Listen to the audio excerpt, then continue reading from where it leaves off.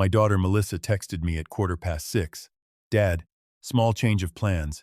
You're not coming to the lake house this weekend. Grant's parents are flying in, and he wants it to just be his side.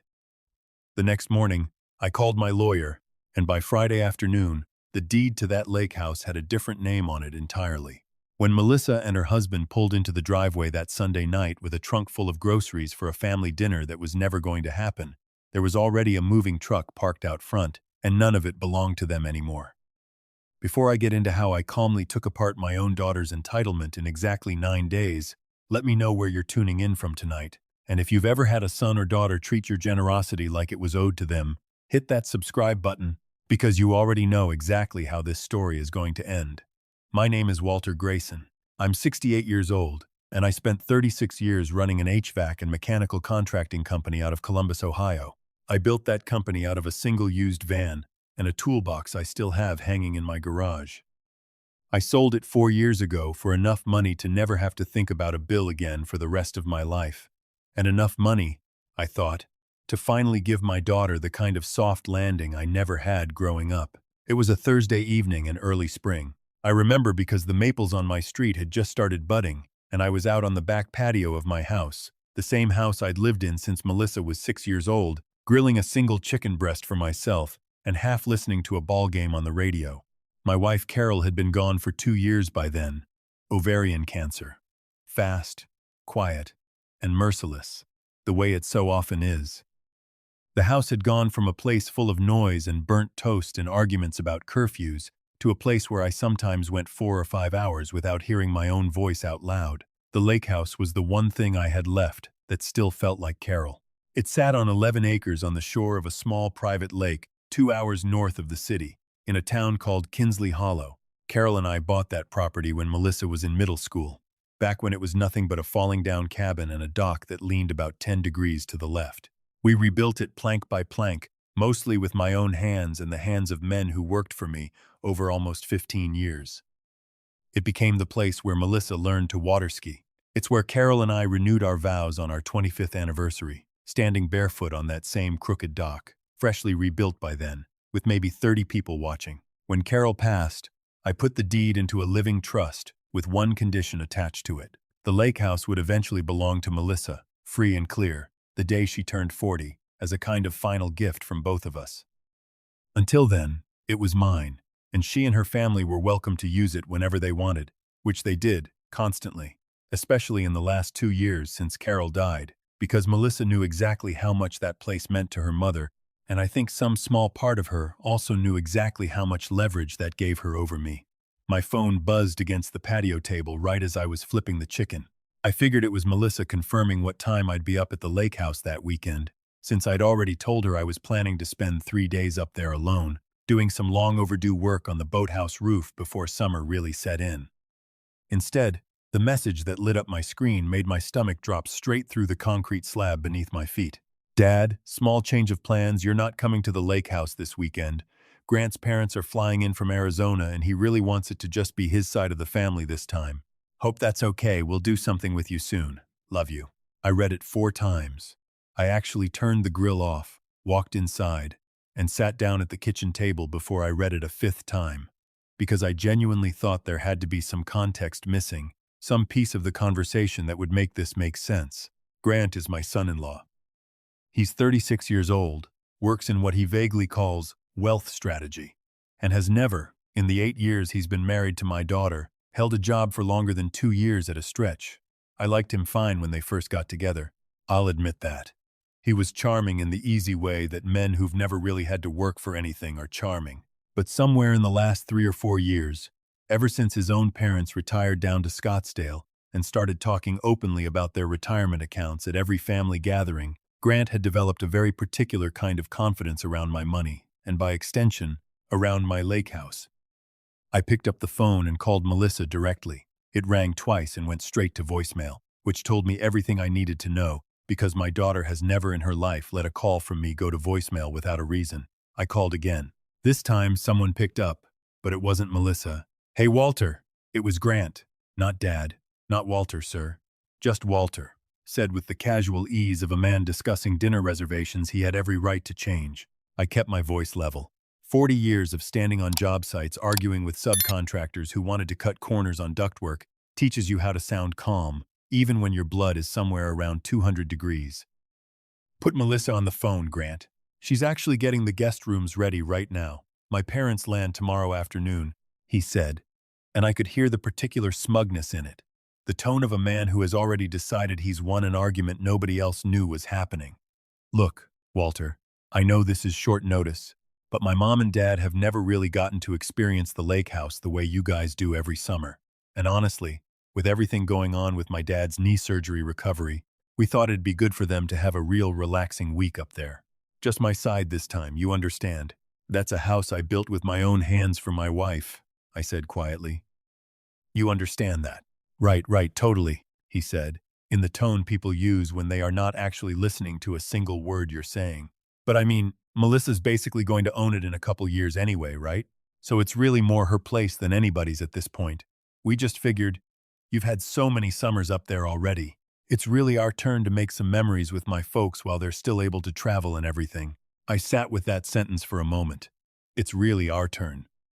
As if the 15 years I spent hauling lumber up a gravel access road on weekends, as if the 25th anniversary I never got to have a 50th of, as if every single memory embedded in every board of that boathouse was simply a line item that had already been checked off and was now available for someone else to claim.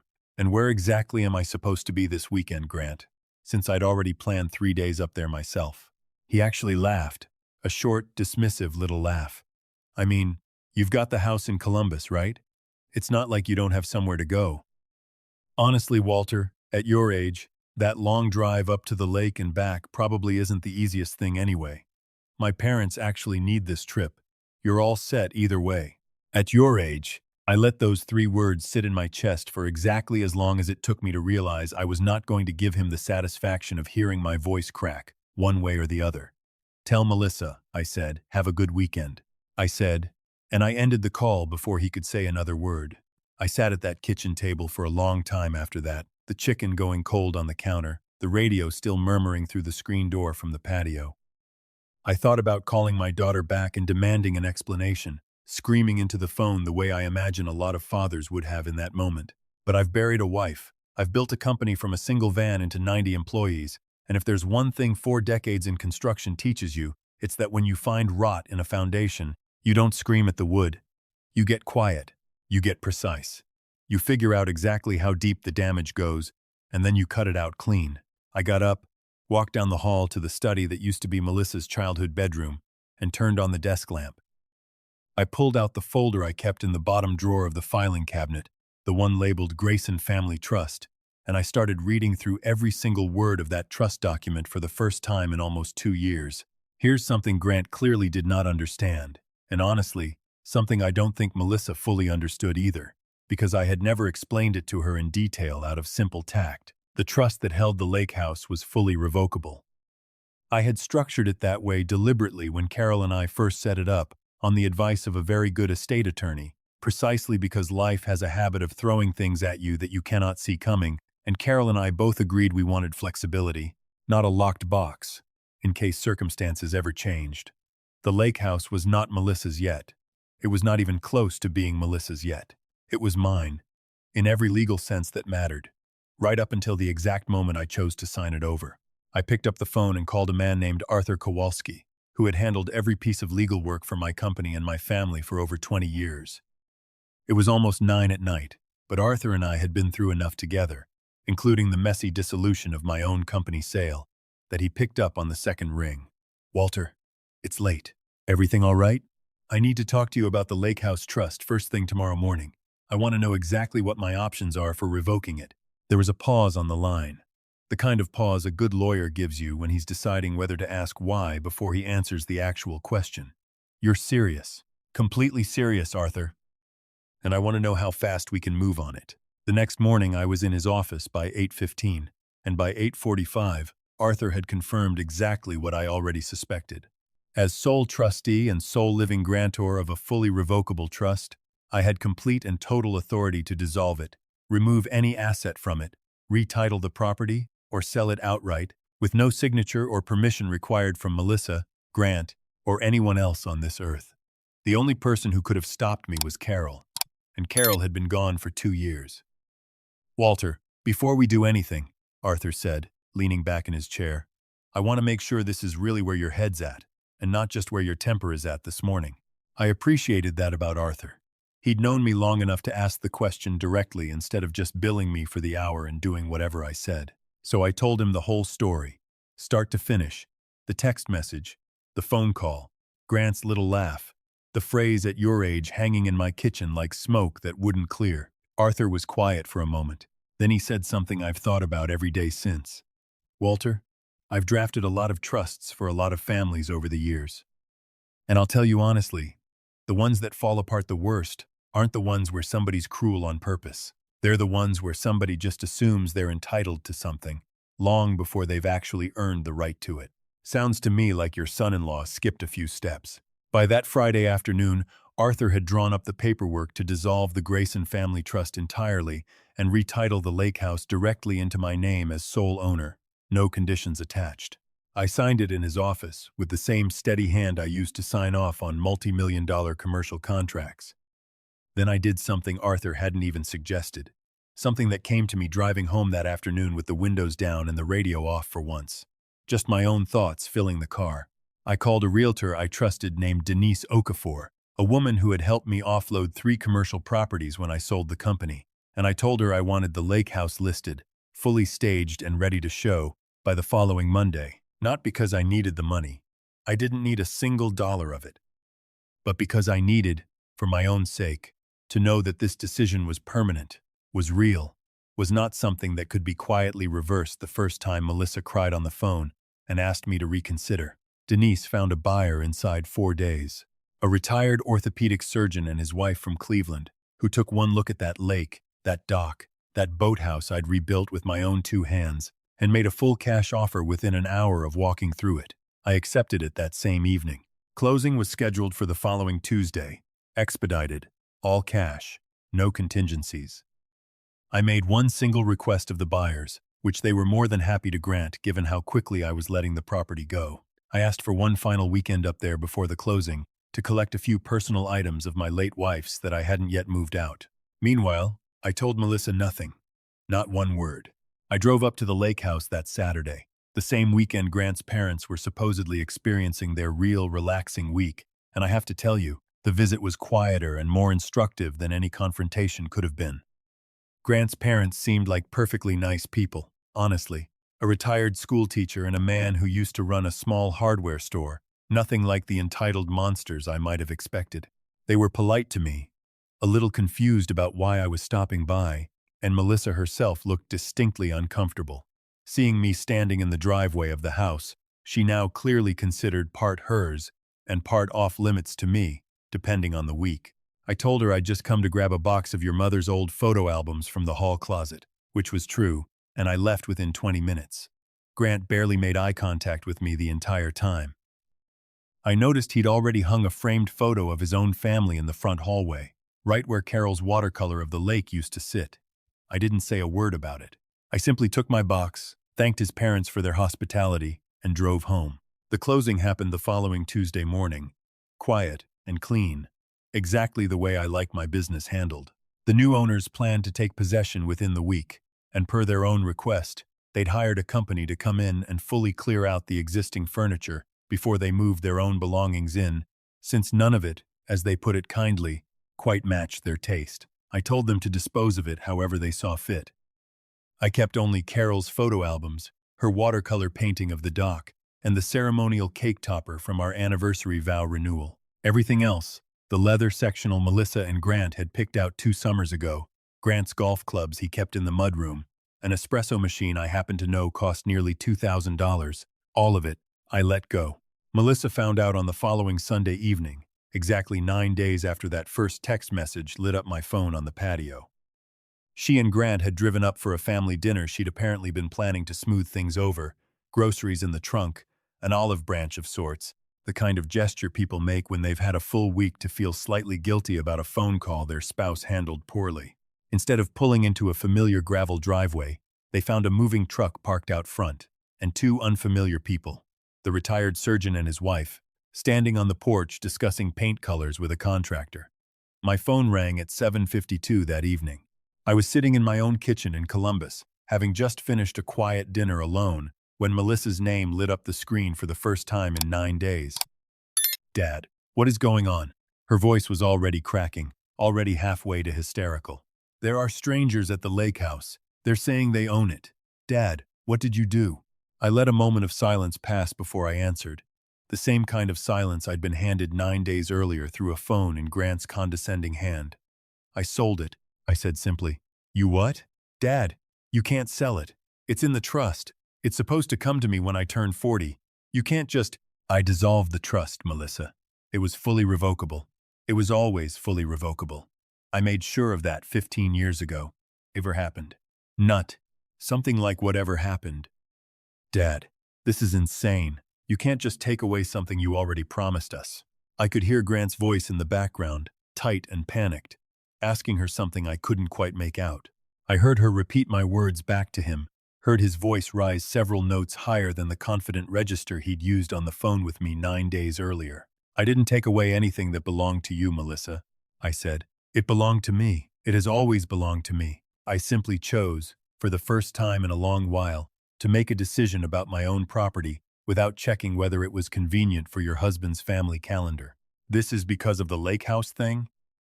Dad, that was just one weekend. We said we'd make it up to you. It was never about one weekend, I said, and here my voice did drop, not in anger, but in something closer to grief. The kind of tired grief that comes from watching your child slowly turn into someone you no longer fully recognize.